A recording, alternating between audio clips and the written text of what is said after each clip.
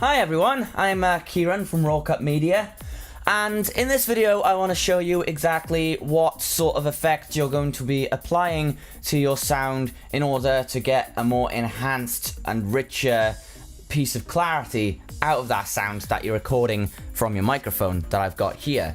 Now, I would do like sample recordings for this, but first I'll just record something right here. You can pretty much see like the wavelength coming out, and then when I play it back, just record something right here.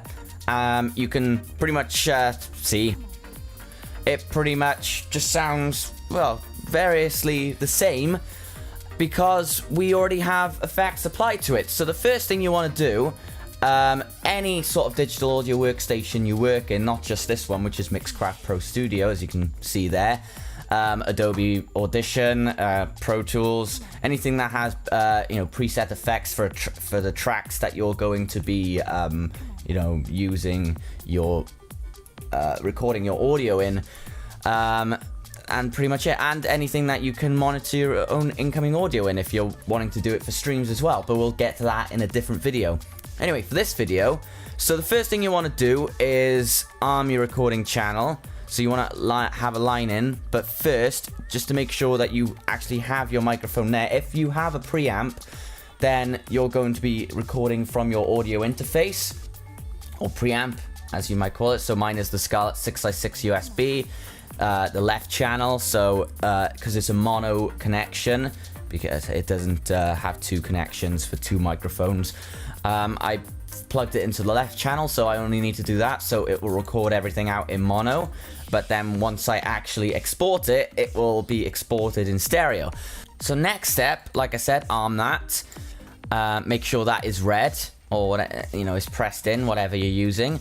Then you go to effects, and these are the two main things you want to be using: the classic compressor and a band EQ. The third thing you might want to use is if we've got it here. No, we haven't got a noise gate in this one, but a noise gate might be good for that because it'll eliminate some background noise for you. Like you can hear my washing machine on spin probably in the background. So the first thing is the compressor. Now I'll go into detail what a compressor does. So each feature in order. So overall, the compression process is what reduces the peaks but also heightens the lower frequencies of your audio so that everything is well balanced and it sounds thicker. You can hear a lot more from my voice and etc. Yeah, that's pretty much the fundamentals of it.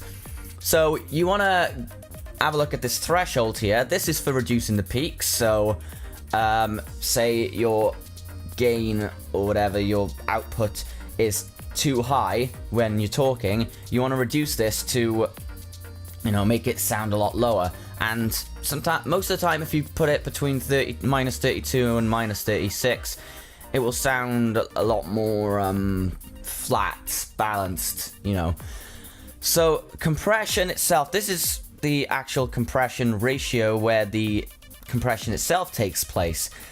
So if you have it 2:1, you have a sort of compression there, but then you're compressing the audio further down like that, flattening it out as you go along and go up to 30:1, as I've got it right here.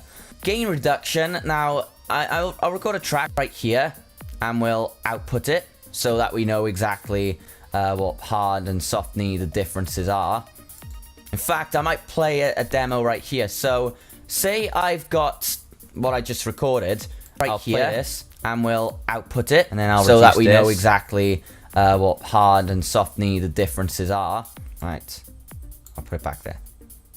Right here again, and we'll output it so that we know exactly what see hard and soft knee the differences are. Right here, and we'll output it so that we know exactly what hard and soft knee the differences are.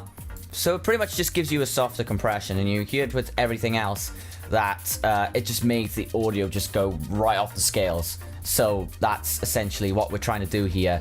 Attack time is how long it takes for the compression itself to take place. So right here, and we'll output it so that we know exactly what hard and soft knee the differences are. And release time is how long the compression takes to wear off. Right here, and we'll output it so that we know exactly.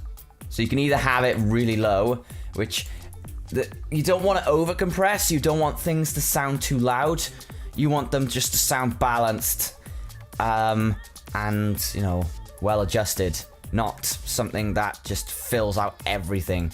So you want it, I'd say you want it about 0.734 seconds like I've got there. Right here, and we'll output it so that and it comes out pretty nicely. Output then, self-explanatory, that's how much you raise the audio itself. So I can, right here, and we'll output it so that we know exactly what hard and soft knee the differences are. Alright, so that's pretty much it for compressing. For acoustic band EQ, this is where you pretty much just highlight certain aspects of your voice, and it all depends on what kind of voice you have. So for me, I've done a preset called Mastering, Sharpen and Push.